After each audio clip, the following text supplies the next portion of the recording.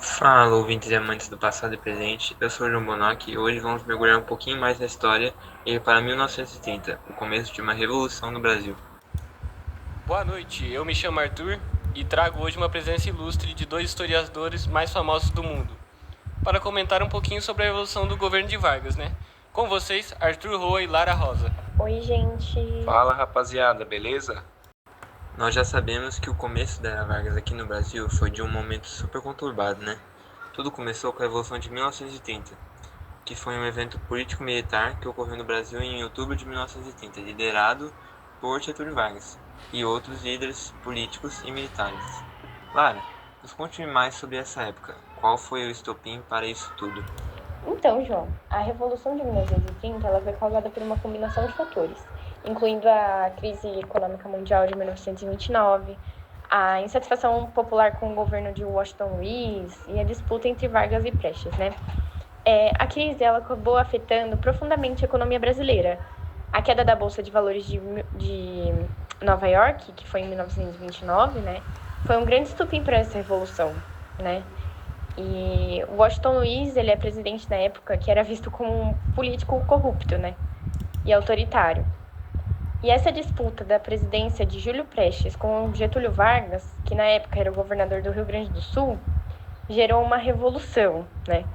E essa revolução começou no dia 3 de outubro de 1930, quando um grupo de militares e políticos, liderados pelo Getúlio Vargas mesmo, se rebelaram contra o governo em Porto Alegre, né?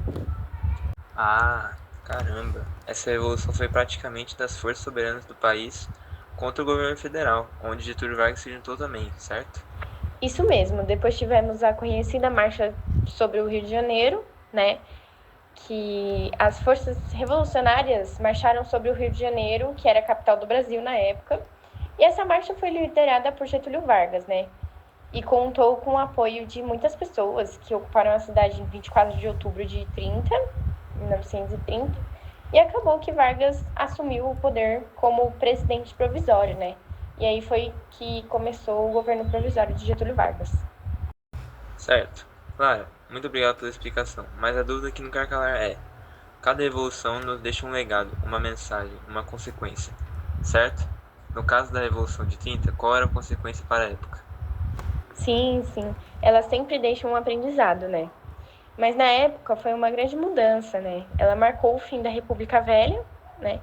Deu início de uma nova era para a política do Brasil, que estabeleceu Getúlio Vargas como uma figura dominante na política e levou uma série de reformas políticas e econômicas que transformaram o Brasil. Foi uma mudança muito impactante, né, para o nosso país. Super legal essa explicação. Muito obrigado. Agora com vocês, Artures. Opa, deixa comigo, João. Vamos lá, meu xará. Arthur, me conte mais sobre esse tal de governo provisório, como que foi, como que funcionava e como foi essa mudança impactante na vida dos brasileiros, né? Lá mais ou menos em 1930.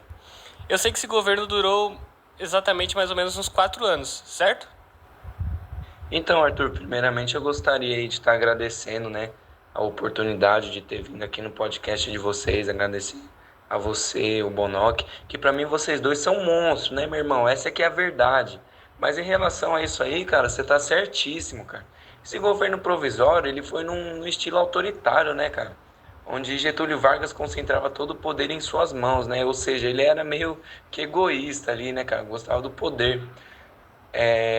Reorganização administrativa, ele queria reorganizar toda a administração pública, né? Meio que do zero, né? Renovar tudo ali, ele queria essa renovação a todo momento, né? E ele fez isso criando novos ministérios e secretarias, entendeu?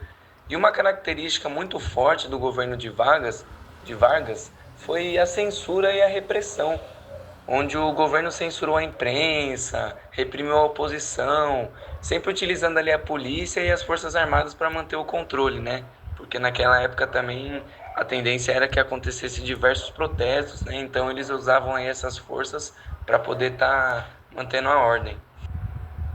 Ah, legal, Arthur. Bom saber, né? Todas essas informações que você conseguiu trazer pra gente.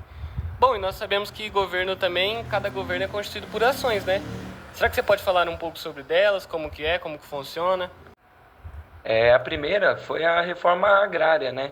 Onde o governo iniciou uma reforma agrária distribuindo terras para os camponeses e criando a Comissão de Reforma Agrária, né?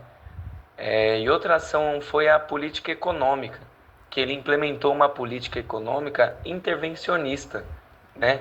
Controlando os preços e a produção do país, né? Tudo ali muito controlado, sempre ali na ponta do papel ali para eles, né? Também tivemos a criação da Comissão de Reorganização Administrativa. Essa comissão, cara, foi criada para reorganizar a administração pública e reduzir a burocracia, né? E por último, mas não menos importante, lógico, foi a criação do Ministério de Trabalho, que foi criado para proteger os direitos dos trabalhadores e regular as condições de serviço. Nossa, até parando para pensar, né, e analisando, de certa forma essa reviravolta para o Brasil foi boa, né? Não, cara, com certeza, né? Foi uma super revolução. Inclusive, já pensando nas consequências desse governo, foi a consolidação do poder de Vargas, né?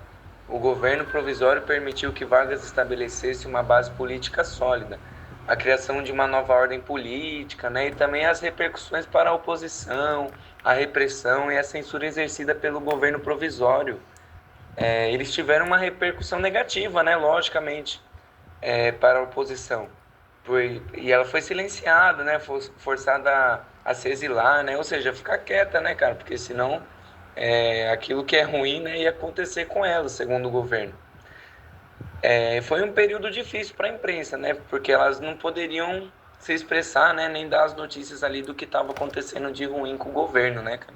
Muito obrigado, Arthur, por ter comparecido, ter aceitado o convite, pela explicação de toda essa história do governo que ficou marcado para o resto da história do Brasil, né? Como a maioria aí já sabe. E obrigado também pela presença no nosso podcast. Tanto você quanto a Lara foram gigantes. Agradeço aí vocês de casa também que estão assistindo. Sempre a gente falando do passado e presente, né? E por estar conosco até agora. Valeu, pessoal. Até logo. Muito obrigado pela conversa aí, pessoal. Obrigado pelo convite. E logo, se Deus quiser, voltaremos em breve por aqui, viu? Imagina, estaremos sempre por aqui. Vocês acharam mesmo que ia acabar assim? Lógico que não, né? Bom, eu tô aqui para dar 3 curiosidades sobre a Revolução de 30 e o governo de Getúlio Vargas. Primeiro, nós temos a chegada ao poder. A Revolução de 30 foi um movimento que derrubou o presidente Louis Washington. Getúlio Vargas, que era o governador do estado do Rio Grande do Sul, ele se tornou presidente provisório após liderar a Revolução. A ascensão dele marcou o fim da política café com leite, que favorecia as oligarquias de São Paulo e de Minas Gerais. Em segundo lugar, nós temos que em 1937 Getúlio Vargas instituiu o Estado Novo. O Estado Novo era basicamente um regime autoritário que centralizou o poder e dissolveu os partidos políticos. Esse período era caracterizado por forte repressão e a oposição, né? Mas também por significativas reformas sociais e trabalhistas.